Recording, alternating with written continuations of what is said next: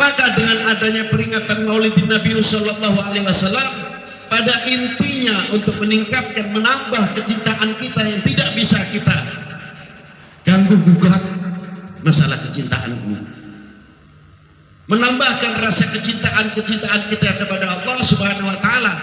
Barang siapa mengaku cinta kepada Allah Taala, pasti harus melalui pintunya cinta dahulu kepada Rasulullah Sallallahu Alaihi Wasallam. Kita kenal sama Rasulullah, kita mengenal kepada Rasulullah Sallallahu Alaihi Wasallam, kita hingga semoga dikenal oleh Rasulullah Sallallahu Alaihi Wasallam. Bagaimana kita tidak dikenal oleh Rasulullah? Pasti dikenal. Setiap maulud kita menyebutkan Allahumma salli ala Muhammad, ya Rabbi salli alaihi wasallim. Belum setiap waktunya di mushola kita membaca salawat kepada Rasulullah Sallallahu Alaihi Wasallam.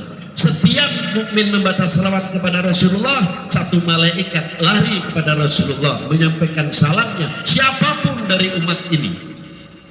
Ya Rasulullah, mengaturkan salawatnya Fulan bin Fulan Batang, Fulan bin Fulan Pekalongan, Fulan Sabdi Soni Saarane wong tuane, disebutkan oleh malaikat itu di waktu menyampaikan salam kepada Rasulullah Sallallahu Alaihi Wasallam. Jadi besok kalau sampai dibangunkan dari alam kubur sampai Rasulullah tidak kenal, ya jangan menyalahkan Rasulullah Sallallahu Alaihi Wasallam, karena daftar nama itu tidak pernah nyampe kepada Rasulullah Sallallahu Alaihi Wasallam. Lah itulah,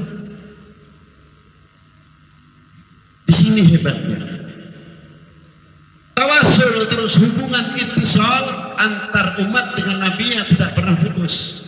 Sampai Rasulullah bersabda apa? Ana indaman shalla alayya, saya selalu berhadapan dengan orang-orang yang membacakan salawat kepada aku. Luar biasa. Adalah hadis yang keras lagi dari Rasulullah, pendidikan.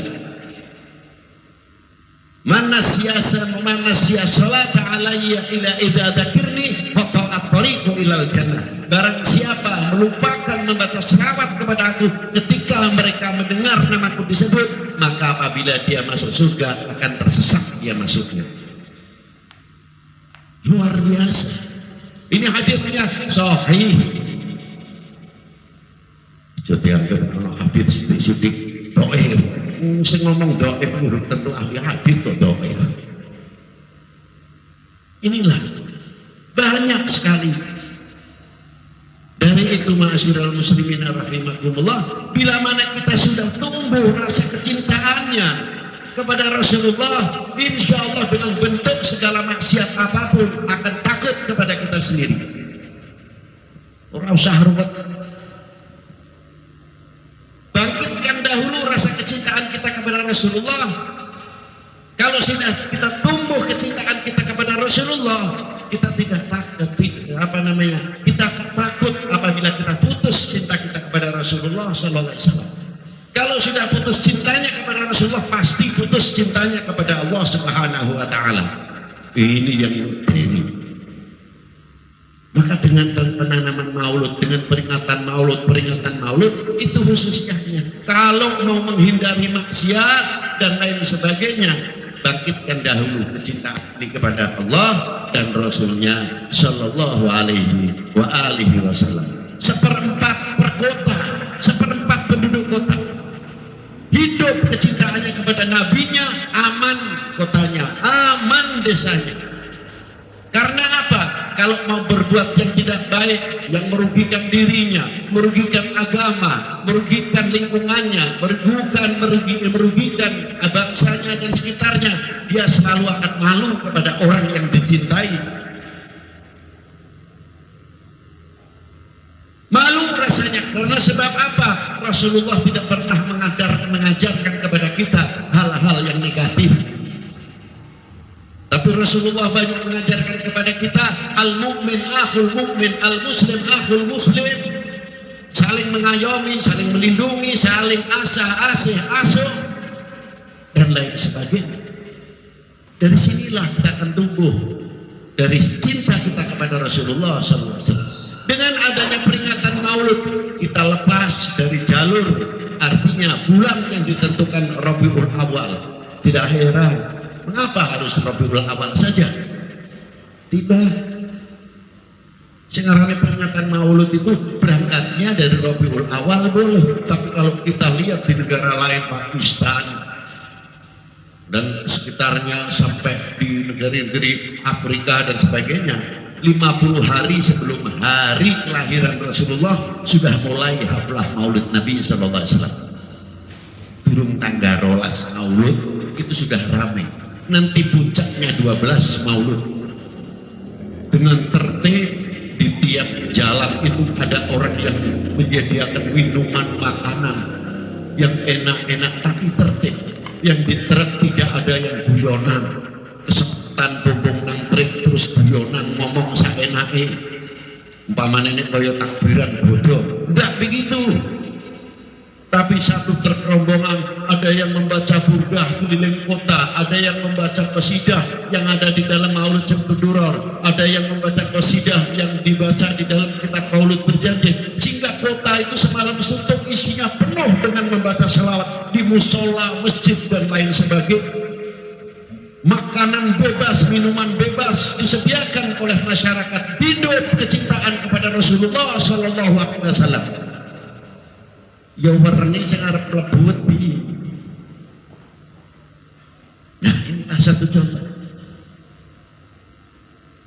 Kok ojo maneh Maulid Nabi Sallallahu Alaihi Wasallam. Apalagi Maulid Nabi terlalu tinggi kalau kita ucapkan. Kita terangkan Maulid Nabi sepele, ning ora sepele.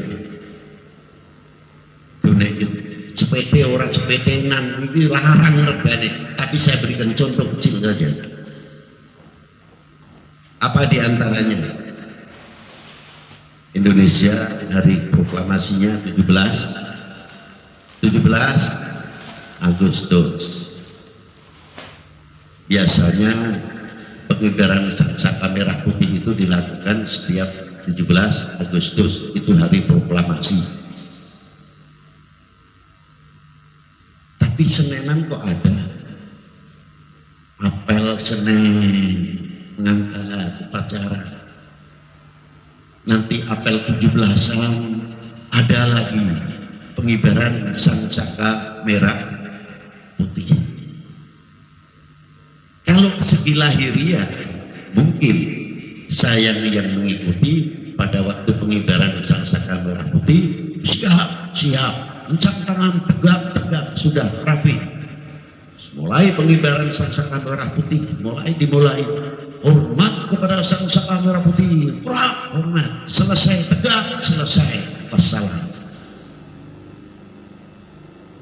Kebanyakan saya, tapi entah orang lain tidak tahu, hanya sebatas selesai titik. Tapi kalau kita belajar hidup hati kita hidup, kita didik hati kita hidup.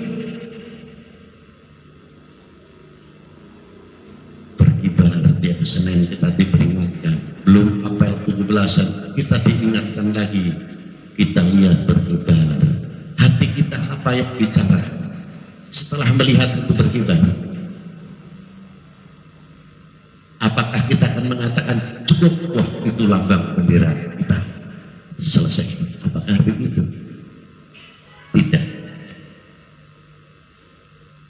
Hatinya akan tumbuh dari sedikit-sedikit, akan mengatakan apa? Ya Allah, ya Allah, semoga Indonesia tetap jaya, Indonesia tetap bersatu, dihindarkan dari perpecahan bangsa ini, dihindarkan dari pecahnya negara ini. Jayakanlah lambang negara kami, walaupun kelihatannya secarik kain merah dan putih kelihatannya, tapi di dalamnya mempunyai kandungan nilai harga diri bangsa yang mahal. Aja pikiran dengan merah putih atau engono tak ora, tapi harga diri kita di situ. Tegak, berkibar, tidak bangun sendiri berkibar.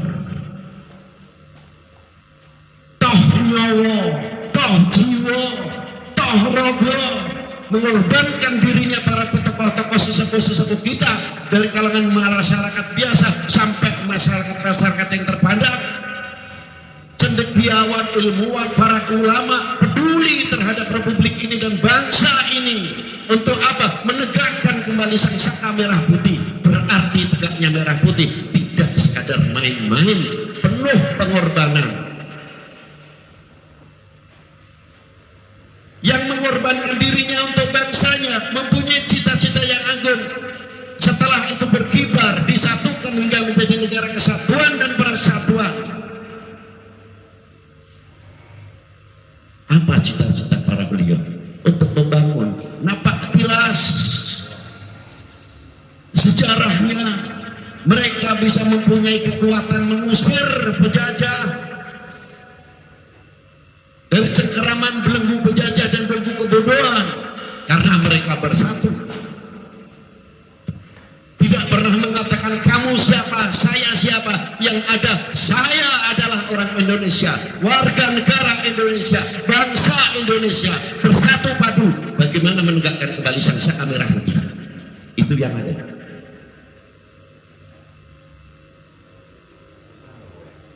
Kita malu, Pak. Lihat berkibar begitu, kita malu. Ya Allah, ya Rabb, semoga saya bisa menjadi orang yang tidak mengecewakan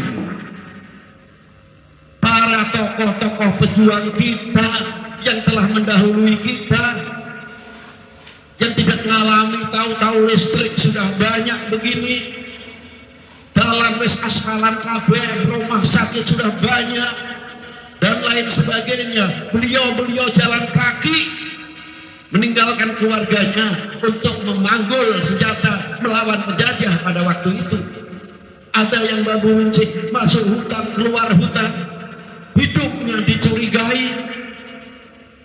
Coba bayangkan. Belum tokoh ulama masuk desa, keluar desa. Di satu sisi dia membangkitkan bagaimana menghidupkan agama, dan satu sisi bagaimana membangkitkan bangsa ini merasa mencintai kepada tanah airnya sehingga bangkit. Luar biasa. Makanya kalau kita lihat sang saka merah putih, mestinya kita harus malu kalau menjadi bangsa yang mudah dipecah belah. Harga diri bangsa kita itu mahal, tinggi yang luar biasa. Kok dadak mudah dipecah belah, mudah dijeblokkan, mudah dibenturkan, saling curiga mencurigai, kritik mengkritik yang terkadang kurang membangun. Sing kritik burung tahu rasane bagaimana caranya macul, ngritik ngono. Padahal sing macul tangane akeh kapalan. Pertama kali belajar macul itu kadang doledes tangane. Huruf-huruf tinggal ngemplok tetap kritik. Inilah Ma'asyiral muslimin rahimakumullah. Itu baru kita melihat sang saka merah. Untuk kita harus wajib menanamkan kepada hati kita semuanya. Tanamkan bahwa kita akan menjadi umat Islam, menjadi bangsa kita, menjadi bangsa Indonesia. Berjanji dalam hati sendiri. Tanamkan itu apa diantaranya? Ya Allah, ya Rabb, jadikanlah kami hamba-hambamu dari bangsa ini tidak akan menjadi orang yang mengecewakan para sesepuh kita, para leluhur kita, dari para ulama, dari para tokoh-tokoh kita yang ikut andil dalam memperjuangkan agama maupun bangsa ini. Kalau tertanam, insya Allah izin nek dadi bangsa sing mudah dijeblokaken. Lebih kepada kita Nabi Sallallahu Alaihi Wasallam yang mengajarkan hubbul watan minal iman, yang mengajarkan akhlakul karimah, yang mengerti kita sebab membedakan mana yang hak dan mana yang batil, dan kita ngerti taat kepada Allah, menyucikan datang Allah Subhanahu Wa Taala, dan kita ngerti taat ibadah kepada Allah Taala, taat kepada Rasulnya, taat kepada pemerintahnya, negaranya, taat kepada gurunya, taat kepada para ulama, taat kepada kedua orang tua, mengerti bisa membedakan mana akhlak yang baik dan akhlak yang tidak baik. Laulah andai kata sebab saya tidak Rasulullah SAW, bagaimana kita mengerti? Jadi peringatan Maulid dimanapun